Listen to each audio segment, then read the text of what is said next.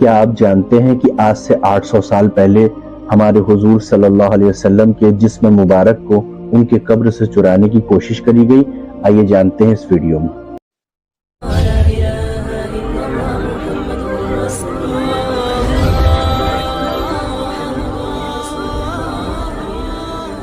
بسم اللہ الرحمن الرحیم۔ السلام علیکم پیارے دوستو، آج کا جو واقعہ ہم آپ کو بتانے جا رہے ہیں اسے سن کر آپ کے رونگٹے کھڑے ہو جائیں گے۔ قصے کو شیخ عبدالحق محدث دہلوی نے اپنی کتاب تاریخ مدینہ میں لکھا ہے کہ آج سے 800 سال پہلے مصر میں ایک بادشاہ ہوا کرتا تھا۔ اس کا نام سلطان نور الدین جنگی تھا۔ وہ بہت نیک بادشاہ تھا، ہر وقت اللہ کا ذکر کیا کرتا تھا۔ وہ روزانہ رات میں 1000 بار حضور صلی اللہ تعالی علیہ وسلم پر درود شریف پڑھ کر سوتا تھا۔ ایک رات تھکان کی وجہ سے سلطان نے صرف 700 بار درود شریف پڑھا اور سو گئے تو خواب میں حضور صلی اللہ تعالی علیہ وسلم کا دیدار ہوا۔ آپ نے فرمایا کہ اے نور الدین، آج میرے پاس 300 درود کم کیوں بھیجے؟ یہ خواب دیکھتے ہی سلطان کی آنکھ کھل گئی اور انہوں نے اس وقت 300 بار درود شریف پڑھ کر 1000 کی تعداد مکمل کی۔ سبحان اللہ۔ پیارے دوستو، اس واقعے کے کچھ ہی دنوں کے بعد سلطان نور الدین ایک رات سوئے ہوئے تھے کہ انہیں خواب میں حضور صلی اللہ تعالی علیہ وسلم کا دیدار ہوا۔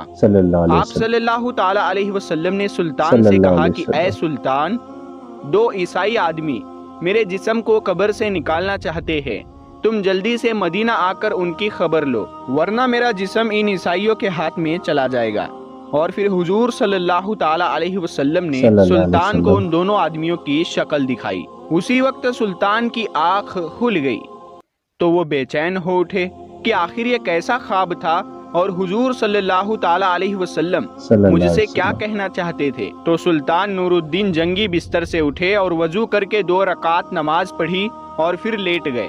آنکھ لگ گئی اور پھر خواب میں حضور صلی اللہ تعالی علیہ وسلم کا دیدار ہوا۔ آپ فرما رہے تھے کہ اے سلطان، تم کیوں سو گئے؟ میری بات پر دھیان دو، جلدی سے مدینہ آؤ اور مجھے ان دونوں عیسائیوں سے بچاؤ جو میرا جسم نکالنا چاہتے ہیں۔ سلطان پھر گھبرا کر اٹھ بیٹھے۔ اس بار بھی سلطان نے جا کر وضو کیا اور 2 رکعت نماز پڑھی۔ ان کی آنکھ پھر سے لگ گئی اور وہ سو گئے۔ خواب میں تیسری بار پھر حضور صلی اللہ تعالی علیہ وسلم کا دیدار ہوا۔ آپ صلی اللہ تعالی علیہ وسلم نے تھوڑا سختی سے فرمایا کہ اے سلطان، جلدی سے مدینہ آؤ اور مجھے ان عیسائیوں سے بچاؤ۔ سلطان گھبرا کر اٹھ بیٹھے اور رات ہی میں اپنی ساری فوج کو جمع کیا اور کہنے لگے کہ کچھ نہ کچھ معاملہ ضرور ہے، حضور صلی اللہ تعالی علیہ وسلم کے جسم مبارک کو کوئی خطرہ ہے، اسی لیے مجھے خواب میں بار بار حضور کا دیدار ہو رہا ہے اور آپ فرما رہے ہیں کہ مدینہ آ کر مجھے ان عیسائیوں سے بچاؤ۔ سلطان نے اپنا لشکر تیار کیا اور رات ہی میں ایک بڑی فوج کے ساتھ مدینہ کی طرف روانہ ہو گئے۔ 2 دنوں کے سفر کے بعد وہ مدینہ پہنچے۔ سلطان کے وزیر جمال الدین نے کہا کہ اے سلطان، اگر آپ سیدھے لوگوں سے یہ پوچھیں گے کہ کون حضور صلی اللہ تعالی علیہ وسلم کا جسم مبارک نکالنے کی کوشش کر رہا ہے تو شاید وہ دونوں عیسائی چوکنا ہو جائے اور ہمارے ہاتھ نہ لگیں۔ اسی لیے آپ ایک کام کریں کہ تمام مدینہ والوں میں انعام تقسیم کرنے کا اعلان کر دیں اور پھر ایک جگہ پر بیٹھ کر آپ ہر انعام لینے والے کی شکل دیکھیں۔ اس طرح آپ ان دونوں عیسائیوں کو آسانی سے پہچان لیں گے اور ہمیں انہیں پکڑنا آسان ہوگا۔ سلطان نے کہا کہ ٹھیک ہے، اس کا انتظام کیا جائے۔ اور پھر صبح ہوتے ہی پورے مدینہ میں اعلان کر دیا گیا کہ سلطان نور الدین کی طرف سے تمام مدینہ والوں کو انعام بانٹے جائیں گے۔ انعام تقسیم کے وقت سلطان ایک کرسی پر بیٹھ گئے اور وزیر جمال الدین لوگوں کو ایک ایک کر کے انعام دینے لگے۔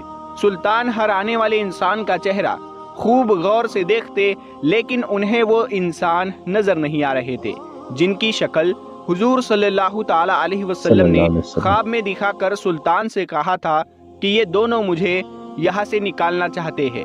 دوپہر کا وقت ہو گیا، سارے انعام بٹ گئے، لیکن ان دونوں عیسائیوں کا کوئی سراغ نہ ملا۔ سلطان نے مدینہ والوں سے پوچھا کہ تم میں سے کوئی بچا تو نہیں ہے؟ لوگوں نے کہا نہیں سلطان، سارے لوگ انعام پا چکے ہیں، اب مدینہ میں کوئی انعام پانے سے نہیں بچا۔ سلطان نے کہا نہیں، ابھی 2 لوگ بچے ہیں، وہ میرے پاس حاضر نہیں ہوئے ہیں۔ تو لوگوں کی بھیڑ میں سے ایک آدمی نے آگے بڑھ کر کہا کہ ہاں سلطان، آپ ٹھیک کہہ رہے ہیں، ہمارے محلے میں 2 اللہ کے بڑے نیک بندے ہیں، وہ اپنے گھر سے باہر نہیں نکلتے ہیں، نہ کسی سے کوئی مطلب رکھتے ہیں، صرف نماز پڑھنے کے لیے مسجد نبوی میں آتے ہیں اور پھر اپنے گھر میں ہر وقت اللہ کی تسبیح پڑھا کرتے ہیں۔ وہ دونوں بڑے نیک آدمی ہیں، ہم لوگوں کی بہت مدد کرتے ہیں اور وہ صدقہ خیرات بہت کرتے ہیں۔ سلطان نے کہا کہ میں ان سے ملنا چاہتا ہوں۔ لوگوں نے کہا کہ سلطان، آپ ان سے مل کر کیا کریں گے؟ وہ دونوں تو بیچارے دنیا سے الگ تھلگ اپنی عبادتوں میں لگے رہتے ہیں، دنیا داری سے انہیں کوئی مطلب نہیں۔ سلطان نے کہا کہ مجھے ان دونوں پر شک ہے کہ وہ دونوں تم سبھی کو دھوکہ دے رہے ہیں اور نیک بننے کا صرف ناٹک یعنی دکھاوا کر رہے ہیں اور تمہاری آنکھوں میں دھول جھونک رہے ہیں۔ لوگوں نے کہا کہ سلطان، ہمارے نیک لوگوں کے بارے میں ایسی باتیں نہ کرے، وہ بہت اچھے لوگ ہیں، ہم ان کے خلاف کوئی گستاخی برداشت نہیں کریں گے۔ سلطان نور الدین نے جب دیکھا کہ لوگ مخالفت پر آ سکتے ہیں تو انہوں نے مدینہ کے حاکم کو اپنے پاس بلایا اور انہیں ساری باتیں بتا دی کہ خواب میں مجھے حضور صلی اللہ تعالی علیہ وسلم نے ایسی باتیں بتائی ہے، اسی لیے میں ان دونوں آدمیوں سے ملنا چاہتا ہوں۔ حاکم نے کہا کہ سلطان، آپ پریشان نہ ہو، میں اس کا انتظام کرواتا ہوں، اور جو بھی مخالفت کرنے کے لیے سامنے آئے گا اسے کڑی سے کڑی سزا دی جائے گی۔ اور پھر سلطان نور الدین مدینہ کے حاکم کے ساتھ ان دونوں آدمیوں کے گھر پہنچے۔ سلطان نے جیسے ہی ان دونوں آدمیوں کی شکلیں دیکھی تو وہ انہیں پہچان گئے، کیونکہ یہ دونوں وہی انسان تھے جن کی شکلیں حضور صلی اللہ تعالی علیہ وسلم نے خواب میں سلطان کو دکھائی تھی اور فرمایا تھا کہ یہ دونوں میری قبر میں سے میرے جسم کو نکالنا چاہتے ہیں۔ سلطان نے ان دونوں سے ساری باتیں پوچھی تو انہوں نے صاف انکار کر دیا اور انہوں نے کہا کہ ہم تو رسول اللہ صلی اللہ تعالی علیہ وسلم سے بہت زیادہ محبت کرتے ہیں، اسی لیے تو ہم اپنا شہر چھوڑ کر مدینہ میں آ کر رہنے لگے، ہم ایسا گندا کام کیوں کریں گے؟ سلطان نے کہا کہ تم سچ سچ بتا دو ورنہ میں تمہیں بہت سخت سزا دوں گا۔ ان لوگوں نے کہا کہ اے سلطان، ہم بالکل بے قصور ہیں، تمہیں جو کرنا ہے وہ تم کر سکتے ہو۔ پھر سلطان نے فوجیوں کو حکم دیا کہ ان کے گھر کا کونا کونا چھان مارو اور ہر چیز ہٹا کر دیکھو کہ کیا کہیں سرنگ کا نشان ملتا ہے۔ فوجیوں نے پورا گھر چھان مارا لیکن کہیں کوئی سراغ نہ ملا۔ سلطان نے خود اندر جا کر ایک ایک چیز ہٹا کر دیکھی لیکن کہیں کچھ نشان نہ ملا۔ اب تو لوگوں نے بھی کہنا شروع کر دیا کہ اے سلطان، یہ تمہاری غلط فہمی ہے، تم ہمارے اللہ والوں کو کیوں پریشان کر رہے ہو؟ مدینہ کے حاکم نے بھی سلطان سے چپکے سے کہا کہ سلطان، مجھے بھی یہی لگتا ہے کہ آپ سے کوئی غلط فہمی ہو گئی ہے، بہتر ہوگا کہ آپ ان دونوں آدمیوں کو چھوڑ دیں ورنہ لوگوں کی مخالفت بڑھ سکتی ہے۔ سلطان بہت زیادہ پریشان ہو گئے۔ اس کمرے میں ایک مصلی بچھا ہوا تھا۔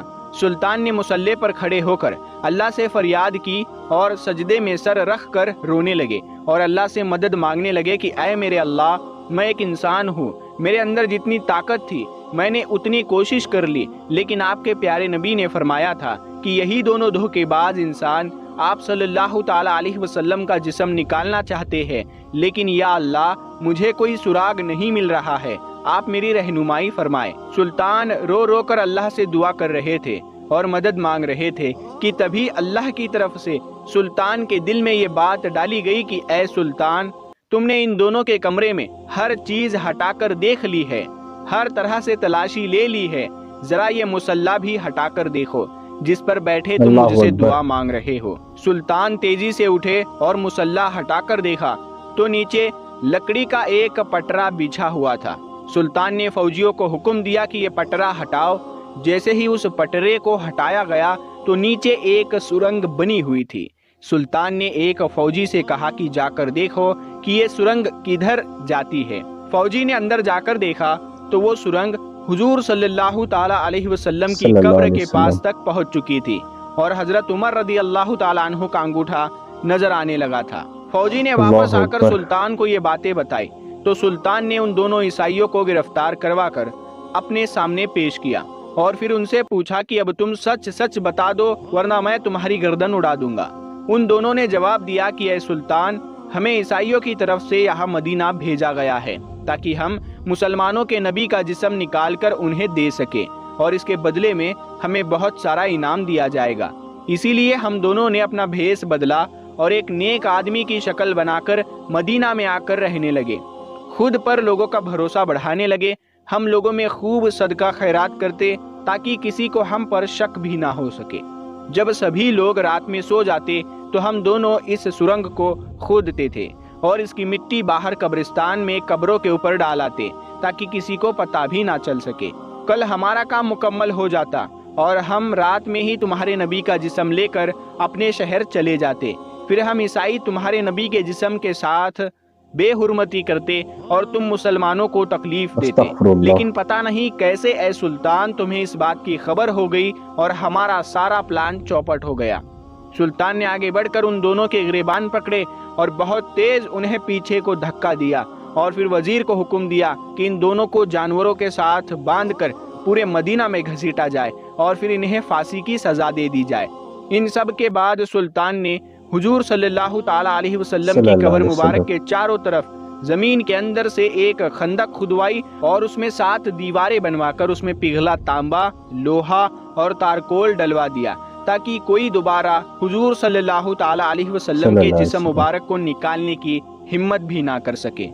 کتابوں میں لکھا ہے کہ اس واقعے کے بعد سلطان نور الدین مدینہ کی گلیوں میں رو رو کر اللہ سے کہا کرتے تھے کہ اے اللہ، اتنی بڑی دنیا میں تو نے مجھ جیسے فقیر کو اس عظیم کام کے لیے چنا، اس پر میں آپ کا جتنا شکر ادا کروں کم ہے۔ پیارے دوستو، ہم امید کرتے ہیں کہ آپ کو آج کا یہ واقعہ پسند آیا ہوگا۔ دوستو، اگر آپ نور الدین جنگی سلطان کے بارے میں اور بھی بہت کچھ جاننا چاہتے ہیں تو ہم اس کے اوپر ایک ڈیٹیل میں ویڈیو بنائیں گے اور اس میں بتائیں گے کہ سلطان نور الدین جنگی کی فتوحات اور ان کے لشکر کے بارے میں اور ان کی کیا کیا اسٹریٹجی وہ استعمال کیا کرتے تھے میدان جنگ میں۔ تو دوستو، اگر آپ یہ دیکھنا چاہتے ہیں تو آپ ہمیں اس ویڈیو کے نیچے کمنٹ میں ضرور بتائیے، ہم اس پر بہت ہی جلد ویڈیو لے کر آئیں گے انشاءاللہ۔ پیارے دوستو، ہم ملتے ہیں اگلی ویڈیو میں، تب تک کے لیے السلام علیکم، اللہ حافظ۔ بہت ہی اچھی ویڈیو ماشاءاللہ، اور اس ویڈیو سے کچھ باتیں سیکھنے کو ملی کہ سب سے پہلی یہ چیز کہ کسی بھی انجان آدمی کے اوپر ایک دم سے بھروسہ نہیں کرنا چاہیے، اور دوسری چیز یہ کہ جب ہم سوئیں تو اللہ کا جو ہے ذکر کر کے حضور صلی اللہ علیہ وسلم پہ درود پاک پڑھ کے سوئیں۔ اللہ پاک ہم سب کو بھی جو ہے حضور پاک صلی اللہ علیہ وسلم کی خواب میں زیارت نصیب فرمائے۔ اللہ ہم سب کو بھی مدینے کی زیارت نصیب فرمائے۔ ویڈیو پسند آئی ہے تو ویڈیو کو لائک کریں، میرے چینل کو سبسکرائب کریں۔ ملتے ہیں نیکسٹ ویڈیو میں۔ السلام علیکم۔